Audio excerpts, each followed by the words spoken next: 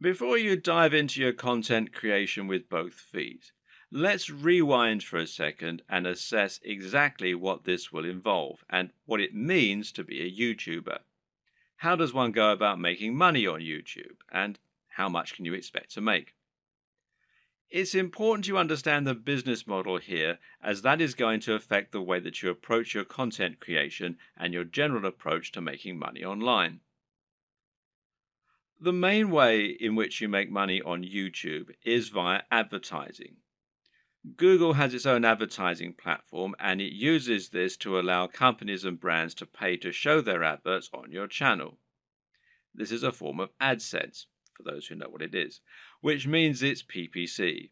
In plain English, this means the advertising uses a pay-per-click system, although you can also get paid when you get a certain number of complete views.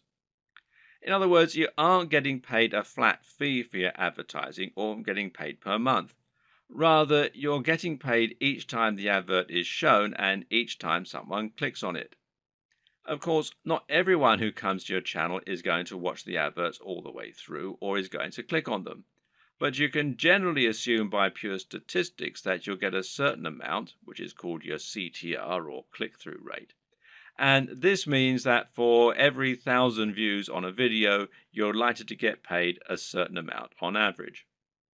Now, this isn't very much, and to be honest, you're probably going to need hundreds of thousands of views daily in order to make a decent amount of money, and certainly if you hope to make a full-time living from YouTube.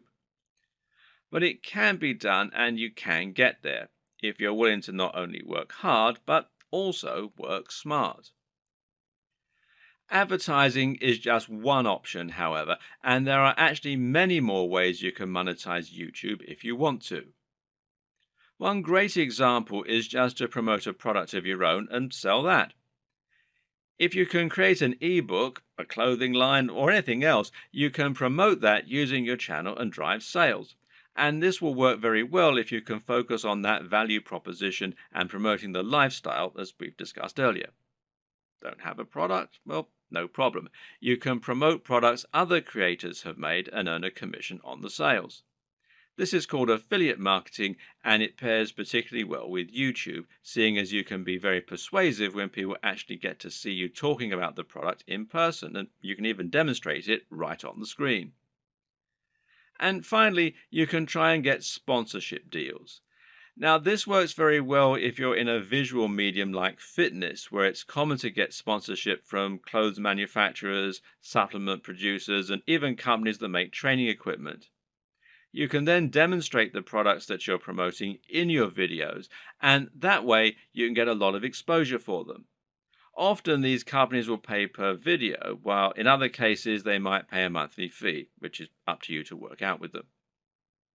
Consider these factors and the type of monetization strategy you intend to use at the time that you create your channel idea. Different subjects will make it easier or harder to find sponsors, and generally, a bit of pre-planning can go an awfully long way. The best way to make money on YouTube and become a massive YouTube celebrity is to actually get out in front of the camera and speak to your audience in person. You want them to get to know you, and you want to put your personality across in your videos. This will help to make you considerably more persuasive while simultaneously giving you many more options in terms of what you can create. And if you're going to do that, there's some crucial equipment and software you're going to need to invest in. This can be somewhat expensive, but if all goes to plan, it will pay for itself over time and it will be money well spent.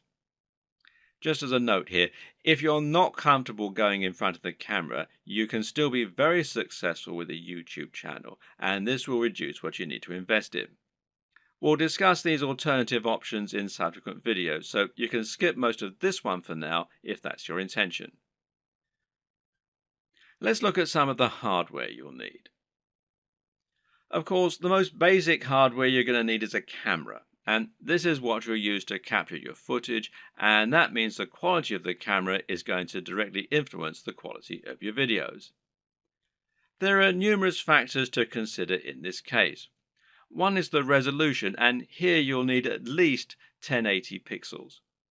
For now, most people still do not have a 4K display, meaning that you don't need a 4K camera, and 4K creates very large video files which are hard to move around and edit. But if you want to offer the utmost crispness and also future-proof your setup, then choosing 4K is a great option. Another option is your frame rate. Now, this will generally be either 30 frames per second or 60 frames per second.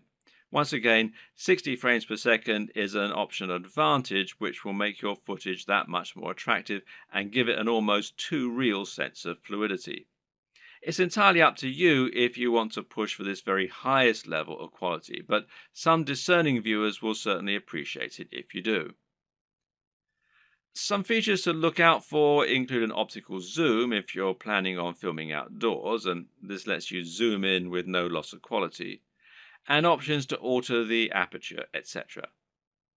Good autofocus is very important if you'll be moving around a lot in front of the camera, while being able to use macros to blur out the background is also a nice option.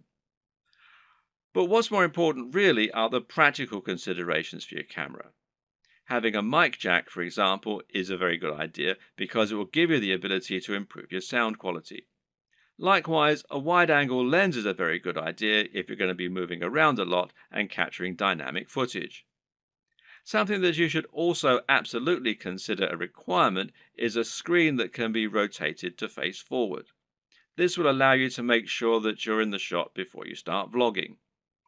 And of course, there's no reason you can't do all this using multiple cameras.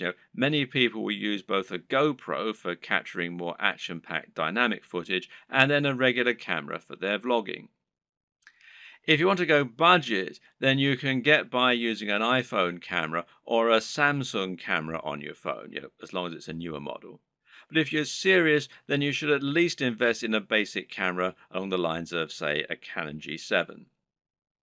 Also important is to get a tripod. Is it possible to film without one? Well, sure, you can always balance your camera on a pile of books on top of an ironing board. But you'll find out that lining up good shots ends up taking a lot more time than you will be willing to go through on a regular basis if you take this approach.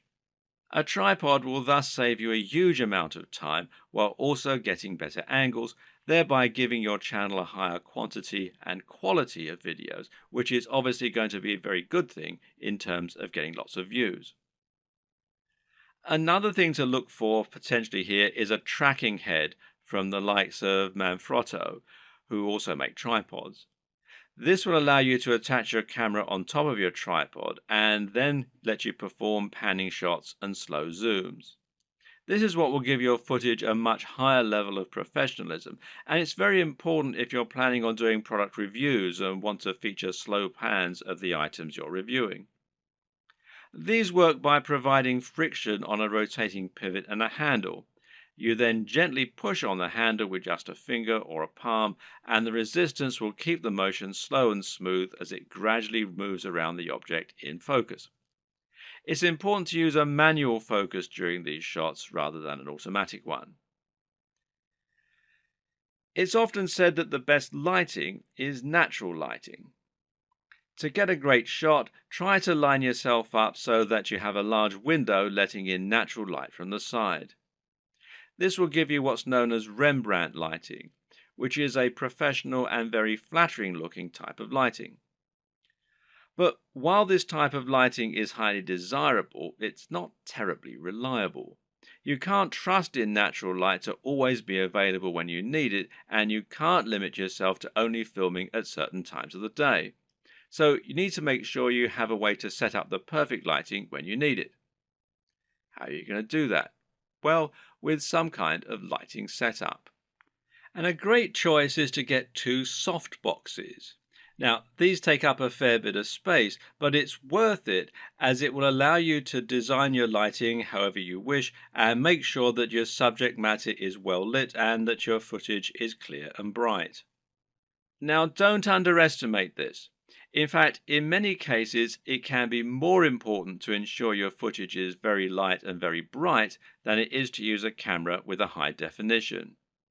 This will make your footage look more professional and more appealing to watch. Want to go one step further? Well, depending on the nature of your videos, you can get creative here if you want.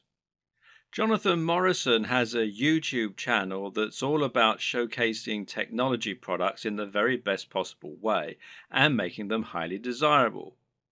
This gets him a lot of views and helps him to sell a lot of affiliate products, which of course means that manufacturers are happy to work with him and to supply free products for review.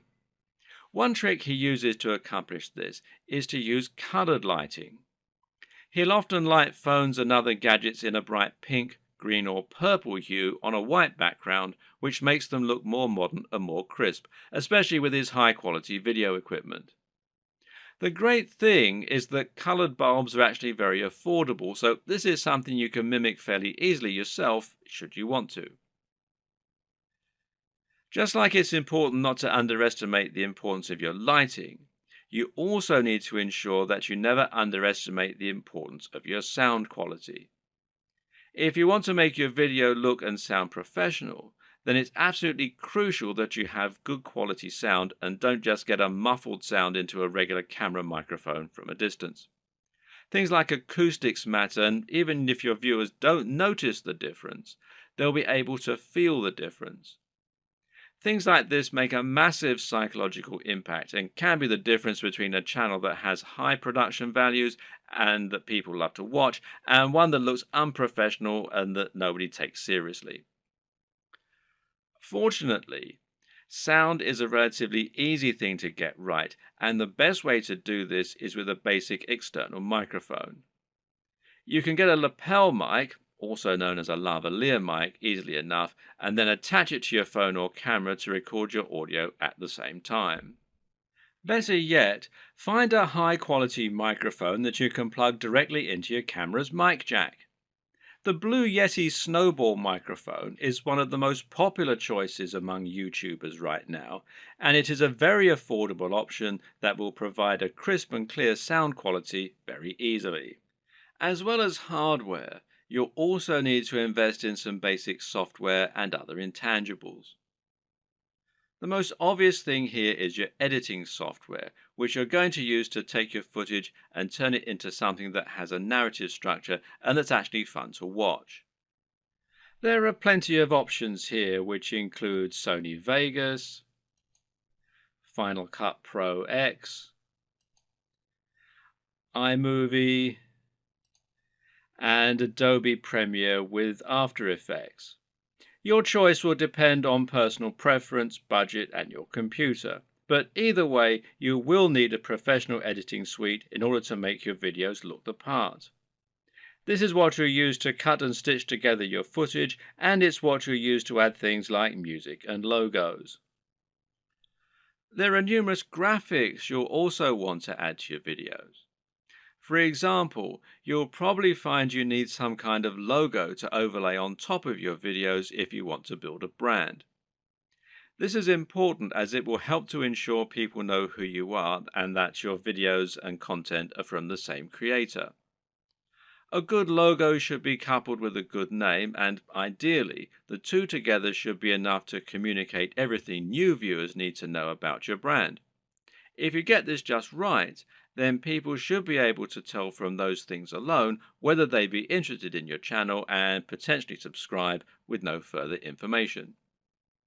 Other graphics will also come in handy. For example, you might want to use bottom thirds, which you will overlay on top of your video as a way to annotate what's happening on the screen. Then you might want to find some stock images that you can use to illustrate points that you're making or that you can use in conjunction with your recorded footage.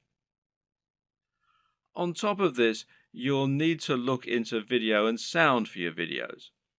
One important thing here is a video opener, which is a short clip that will play at the start of your videos and help you to further cement your brand while indicating that the video has started. Music can be very useful and would allow you to make your videos a lot more engaging while also being able to invite emotional responses. So, where do you find all these extra materials? One answer is to pay for your materials to be created on a site like Fiverr or Upwork. These sites will allow you to find freelancers who can create your materials for you and make them look very professional. Again, it's a small investment, but it's very much worth it, seeing as how much use you'll be getting out of these things.